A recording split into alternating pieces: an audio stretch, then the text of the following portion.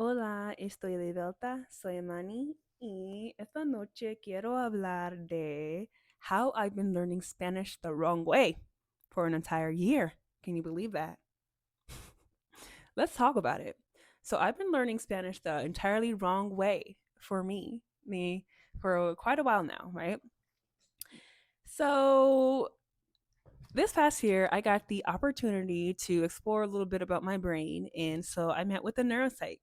Neuropsych said, okay, girl, you got ADHD, autism, and a non-verbal, non-verbal learning disability. The reason I'm sharing all this is because I feel like it might help someone out there who also has a neurodivergent brain. And if they've been struggling with learning Spanish the way that I've been struggling, then this might help, right? So let's start off by saying I've made a ton of progress from a year ago. Absolutely. My comprehension ha mejorado mucho, see? But I still don't understand some very basic things, fundamentals of the language. No matter how many times I listen to something or I listen to someone speak or I listen to an audiobook. So let's just talk about how learning language is different for everybody. And that's not to discredit research that's out there. Research does say that most people do learn the language best and they might be able to solely understand and use the language through comprehensible input, right? However, it doesn't work for everybody. And I found out the reason why it doesn't work for me. And that's what I want to talk about. So, what was so cool about meeting with the neuropsych was that he was able to break down what aspects of my brain are, you know, what aspects of my brain I have a deficit in and which ones I have strengths in, right? So, I have a really poor working memory, like bad. Can't remember things, hard to retain information, hard to track information down. Yeah, especially the surface level information, it's gone with the wind. However, my processing ability, information processing ability, and my verbal reasoning ability is like through the roof from what he said. So it's like it's high. I have a very, very low working memory and a very, very high information processing and verbal. So yeah, what was working for most people was not working for me. I found so much inspiration online, truly, from other language learners. Some of people who weren't just learners, some of them who were teachers of the language. Um, and so I truly value and I also respect their experiences in the education of those um, who have learned the language, mastered the language, and continue to teach others about the language. But what I feel like is missing from the conversation is a conversation about students with disabilities, students of the language with disabilities. I feel like we're in grade school or we're in college and we're out and we think like, okay, I'm going to take on this new thing. And we can find ourselves running into the same roadblocks. Although I excelled in school, I was very good in school academically, the top of my class type of things. Um, I still truly struggled when it came to forming plans for myself and study habits, which is why I also really struggled in college.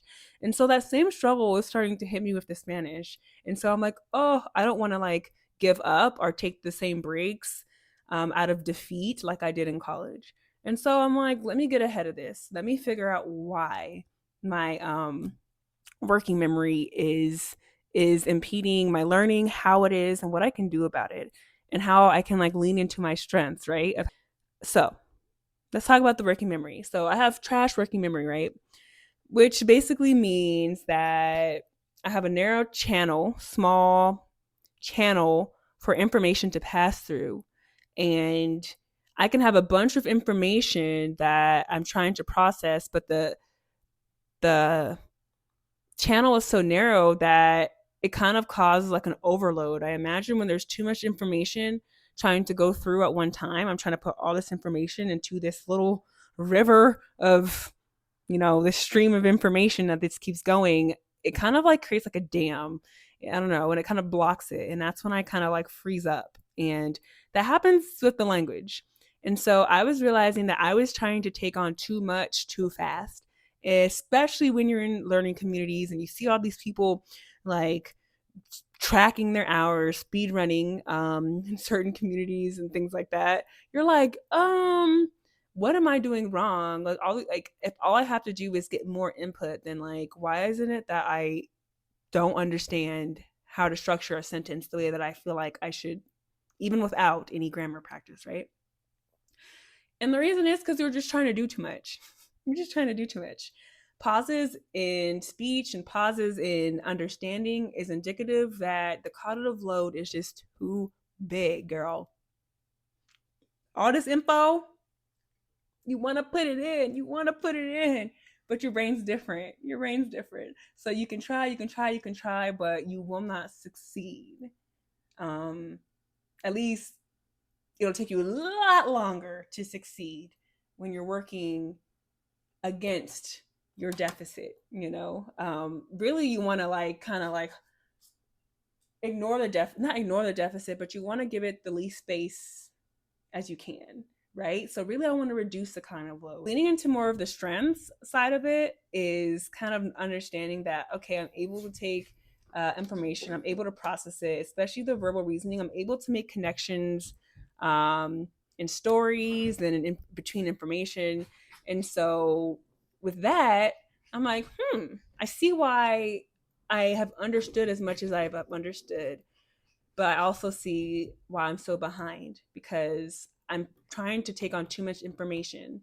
I'm processing that, or the information is trying to be processed, but I'm not able to use it when it comes to the application because it's still jumbled into this big pot of just information soup. It hasn't gone through that stream to be fully processed. I don't know if that makes sense. I don't know if I'm making any sense right now, but I just feel like it was like a revelation, and I'm excited to just know that there's a way for me to become far more conversationally fluent in this language. Before I ain't gonna lie to you, I started to be like, look, maybe it's not in the cards for me. Maybe I'm not going to learn this language, but like now I feel more like I feel confident that I have the tools to do that. So, what am I going to do now instead of just listening to podcasts, instead of just watching the occasional video? I am going to chunk it up. And I actually made a plan. I literally made a plan of how I'm going to learn this language and my little homework, my daily homework on how I'm going to do this, which is also what changed. I was really like, you know what? I don't need a plan. Yes, you do, honey, especially when you have a disability or you have a neurodivergent brain and a small working memory. You need a plan and you need to write stuff down so that you can free your cognitive load.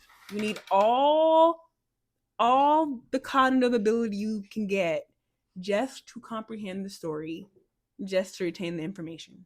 Okay, so here we go. Let's talk about this daily 35-minute Spanish plan. So, first, I just broke everything down to duration, right? So, we're going to spend 5 minutes just warming up. We do this in phonics too, right, teachers? We do this in phonics. We're just warming up, verbal activation, okay? You're just gonna talk, you're just gonna breathe, okay? So basically, you get a book, the book that I'm doing, and people hate on this book, but I see the why. Okay? Short Stories in Spanish by Ollie Richards. Read one page, okay? One page, but don't just read it out loud. Just that one page, and then every 2 days change the page. So what that means is one day I'm going to read it through out loud, and then the next day I'm going to read the same page again. You're like, what's the point of that? The first read is for me to just get through the passage, practice with the speaking part, right? Just speaking. It's not even about fully understanding what you're reading. If you do read it, if you do understand it, great. But if you don't, it's okay. No te preocupes. Okay. Our goal is to increase our fluency with the reading, with the decoding of the Spanish language, practicing our accent, getting quicker and more fluent with our reading. We're not really trying to extensively read anything. It's just practicing fluency, which is why it's one page, right? Okay, 10 minutes of comprehension. So first step was just get warmed up. Second step is let's get to the comprehension of things. This is the meat. This is where everything else is based off of. Do we understand what we read? Okay. So for this, you're going to listen only. You're not going to be reading. You're listening to a podcast or a story. Well, yeah, preferably a story in Spanish that is simple, slow, and clear. And your first goal when you read or when you're listening the first time is just to listen all the way through, all the way through that story. If the story is beyond like 10 minutes, then I would stop it. Like, you don't want it to be this long, massive story that you now have to like somehow understand the themes of. So you listen once over, no pausing, just go for it. Then the second read, if you hopefully you're able to be in front of something, and hopefully I'll be able to be in front of something, is you sit down with the transcript of that, and then you listen again without pausing, along with the transcript. There is no third reread. There is no go back and start to study the words. No, your goal is just to listen for understanding. Now we get to the third step, which is 10 minutes. It's a verbal response or a written response that's based on what you just read, right? So, or yeah, oral response, or it doesn't really have to be, honestly, it doesn't have to be connected. My third step is just getting in that oral practice. So I either have it to where I'm talking about what I'm doing currently at that time, like if I'm studying, or what I did during the day. And then after that, I'm going to write 5 sentences. Each sentence, I'm changing one part of that. So this one part of that sentence. So if I decided to write a sentence about me reading this book, I might say, hoy estoy leyendo el libro se llamada Ali Richards Short Stories in Spanish. That's my one sentence. Then I'm going to add, I'm going to maybe extend something or change a part. Esta noche estoy leyendo el libro se llama Short Stories en Español. Y es un libro bueno. And then you do that again for 3 more sentences. Your goal is to change or extend the sentences. This also helps for us people with tiny working memories because it allows us to free up our cognitive load, because we can use parts of the sentence structures over and over again, and we're only changing small bit. Now, next, for 5 minutes, this is the 4th step, you echo read and rephrase. So this is when I'm going to pick 3 sentences from what I read earlier, and then I'm going to read them earlier in the passage, and I'm going to say the sentence exactly as written and slightly rephrased. So I'm going to say it exactly as it's written, and then after that, I'm going to try to say it in a different way. That means I'm using synonyms, I'm going to use synonyms, and things like that to try to make it different, just a rephrase. And then I'm going to end my 35-minute lesson with 5 more minutes of just saying what I learned today. Hoy entendí, blah, blah, blah, blah. Hoy fue difícil porque, blah, blah, blah. And I'm going to just explain, I guess, what challenges and things I face, whether in the lesson or just in the day. The goal is just to have something more focused for us unfocused, sometimes us unfocused people out there. Don't mind my dog running zoomy laps down there if you can hear her. But yeah, I know this video was a lot longer than I wanted it to be. But there's just so many aha moments, and I just, if there was one thing I could tell myself, it's just like, yes, take in the information that people are giving you, listen to the research, look at people's testimony, look at their learning journey, but at the end of the day, know you, find out what works for you in your brain and your learning ability. Oftentimes too, I feel like we choose techniques and learning activities that are just fun or feel comfortable for us rather than just realizing what works for us.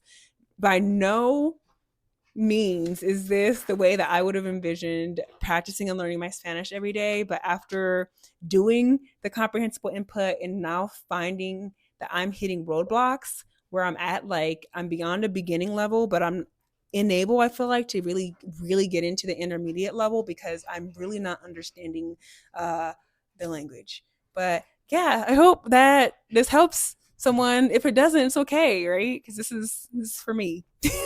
But yeah, uh, nos vemos y espero que I will see you again.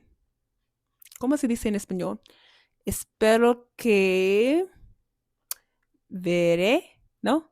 Espero que, yeah, espero, espero que te veré otra vez. Adiós.